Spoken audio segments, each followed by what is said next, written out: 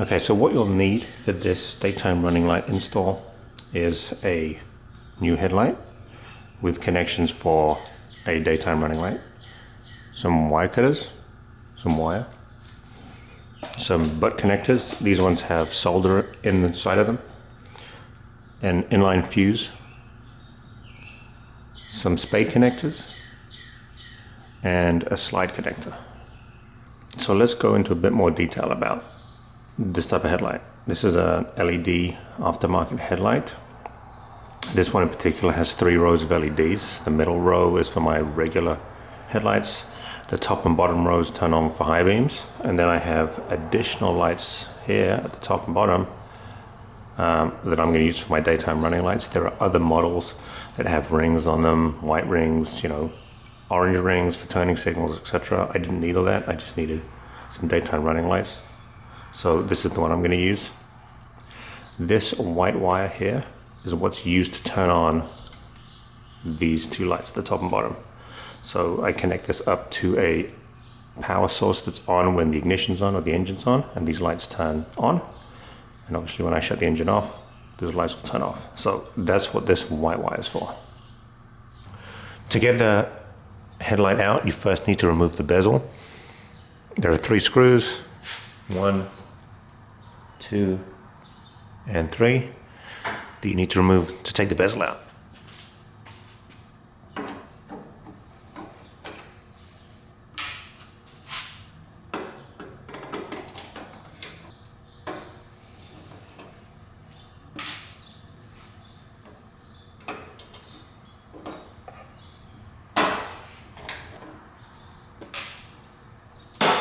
And with a bit of wiggling, you can get the bezel out.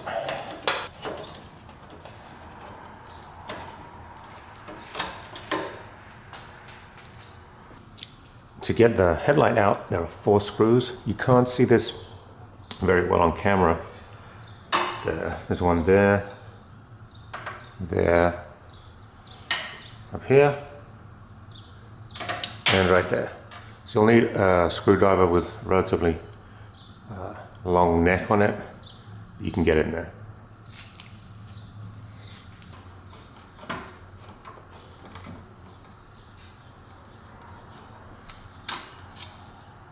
Be very careful not to drop the screws.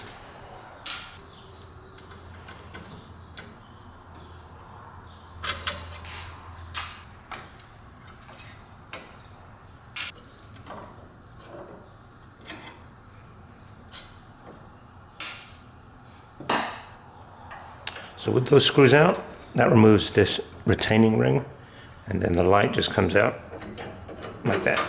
Now if you're removing the stock lights, this connector here will be attached to the very back of the light. You won't have this wire, but because these are aftermarket with the daytime running lights, I have this wire attached. So you just pull on this, or pull on the light to unconnect it if you're using the stock ones. There you go. So I'm going to use the fuse box that's located in the engine bay to wire up my daytime running lights. You can wire them through the firewall into the cab and use the fuse box behind the glove box. I'm choosing not to do that, but it's up to you how you want to do it. For the fuse box in the engine bay, you need to find a switched ignition or a switched power source.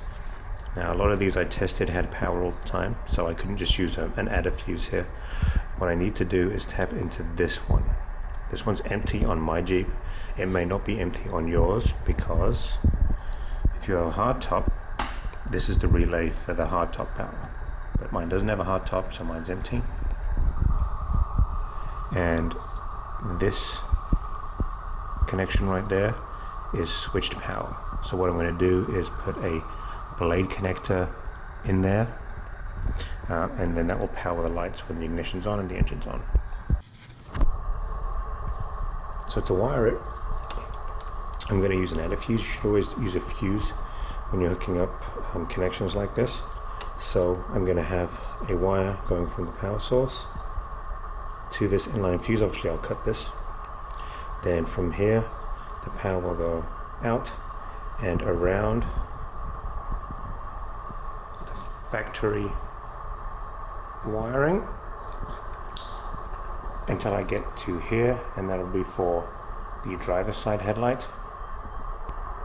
Over here I'll have the wiring come up, and then also connect to this wire as well. This is like a 16 gauge wire, so I'm going to connect both the wires from the daytime running lights to this, and then this will be connected to the power source. So always think about your connections before you start cutting things, something which I didn't do. And then I realized when I was thinking about how I wanted to route the wires, that if I'm having it sit like this, then this kind of big chunky fuse holder is sitting on top of all these other fuses, and this isn't going to shut properly. And I do want this to shut. I don't want this rattling around. I don't want this breaking while I'm driving around.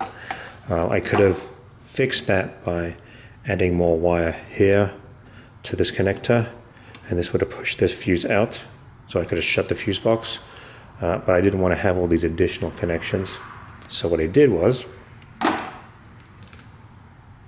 I cut up another inline fuse, because I had bought 3 of them. This time it was cut much closer to the fuse holder. This allowed me to connect the spade connector to this end. And what's going to happen is, you can see here that now I just have the wire running on top of these fuses, so I can shut the fuse box, and the fuse holder is on the outside of this. So I have access to the fuse holder, and it will allow me to shut this for just a cleaner install. So always think about that before you start cutting things. So this is what I'm going to use to connect to the open fuse slot power connector here. So this is just a regular spade connector. This is slightly wider than some of the other ones you can get. I would suggest making sure this one fits, but basically this just plugs into this spot right here, and it's a pretty snug fit, which is nice. And then my connection for my fuse holder will go into this. Now we have to hook up the fuse holder to the connection that's going to go to the power source. And to do that, that's what it will look like when it's finished.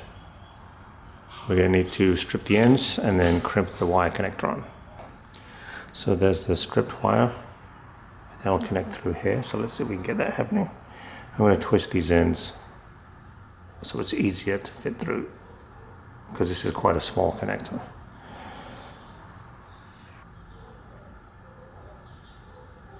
Okay, and you can kind of see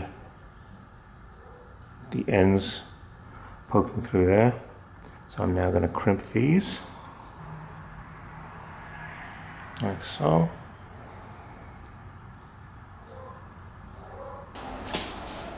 Okay, that's crimped, and if I pull on this, it shouldn't be going anywhere. So that connection is made. So this is how I'm wiring it up. I'm just testing to see how much wire I need. So this is going to go to the headlight, or the daytime running light. And I'm just going to follow the factory wiring harness until I get to where I install my fuse holder.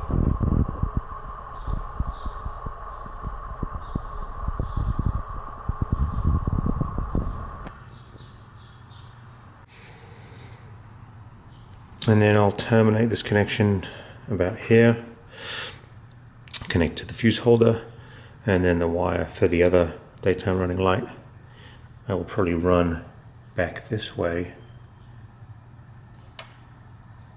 so the wiring's out of the way, and to the passenger side headlight. So now I'm gonna make the connection that goes to the back of the headlight. So this is the daytime running light wire. So I need a connector that will fit onto this. And this is the spade connector. So this fits over here, like that. And then I'll need to connect the wire that I just showed you how to run through the engine bay to the end of this. So let's get that done. You're going to strip the end of this wire enough that you can fit it through and connect it to the spade connector. So let's see. And then this fits through here, and we twist the wires again.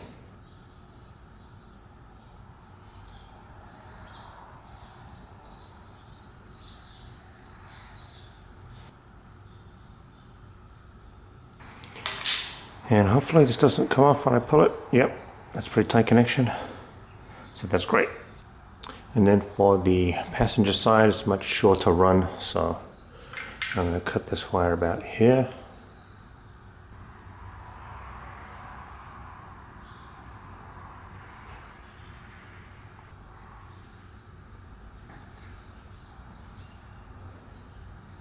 Okay, that looks flat. Give it a tug. Yep, that's not going anywhere. So the second connection is done. Now with both those wires cut, the next thing we want to do is hook them up to our fuse holder. So I have both wires, they're going to both connect to this end here. Now because they're both connecting to this, I want a really good connection. So what I'm going to do is strip this, strip the other wires, and then I'm going to use this. This is, I can't remember the name of it, but it's like a butt connector, but the only difference is with the wires exposed, you heat up this piece here, the metal piece, which is solder, I believe, and then that will melt through the open wires and kind of fuse them together. And then you use a heat source to shrink wrap this over the wires, and then you have a nice, tight, clean connection. So that's what I'm going to do now. So this is where things get tricky. I've got two wires slid through the butt connector. This is also help holding them together. And I've got this for the fuse holder, and I've got to get these together. Okay, I think that's the best I'm going to get. Let me slide this over. There, perfect. Now I just got to heat this up. Okay, I've never done this before, so let's see what the hell happens.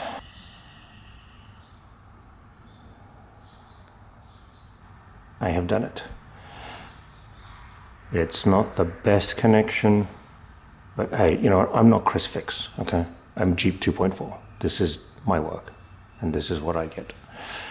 And it should be waterproof. I've hit it with enough heat, so I guess we'll see.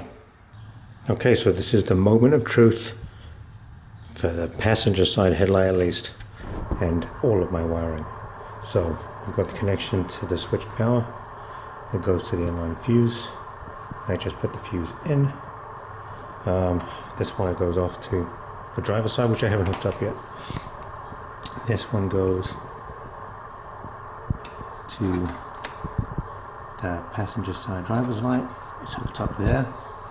The regular headlights are hooked up.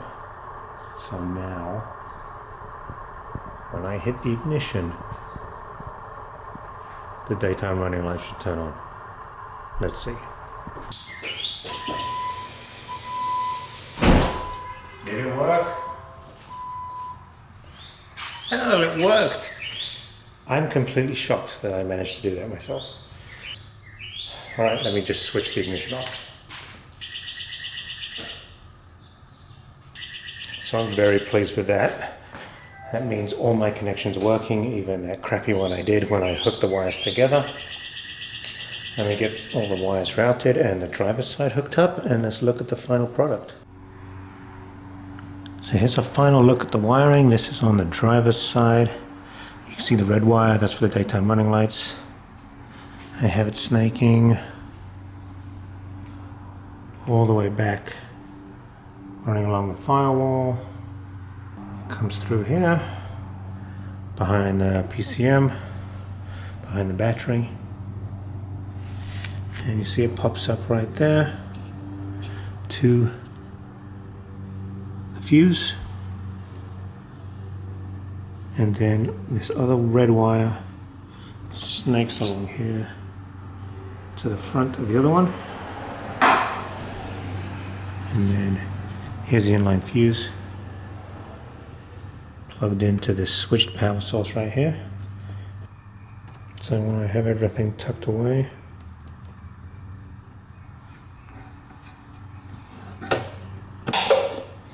that shuts, and there you go. Wiring done.